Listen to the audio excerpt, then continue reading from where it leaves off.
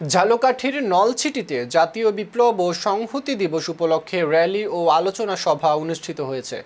শুক্রবার ৭ নভেম্বর উপজেলা কেন্দ্রীয় শহীদ মিনারে নলছিটি উপজেলা বিএনপি এবং অঙ্গ ও সহযোগী সংগঠনের আয়োজনে এই আলোচনা সভা ও র্যালি অনুষ্ঠিত হয়।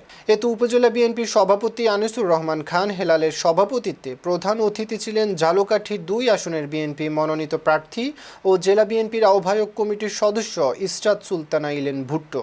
উপজেলা স্বেচ্ছাসেবক দলের সদস্য সচিব সাইদুল কবির রানার সঞ্চালনায় অনুষ্ঠানে আরও উপস্থিত ছিলেন জেলা বিএনপির সাবেক সভাপতি মোস্তফা কামাল মন্টু, উপজেলা বিএনপির সাবেক সাধারণ সম্পাদক খন্দকার ওহিদুল ইসলাম বাদল, বিএনপি নেতা গোলাম মোস্তফা সালু, উপজেলা বিএনপির সহসভাপতি শহীদুল ইসলাম শহীদ, উপজেলা স্বেচ্ছাসেবক দলের আহ্বায়ক তহিদুল আলম মান্না, উপজেলা যুবদলের যুগ্ম আহ্বায়ক জিয়াউল কবির মিঠু, পৌর ছাত্রদলের সদস্য সচিব সাব্বির আহমেদ সহ আরও অনেকে।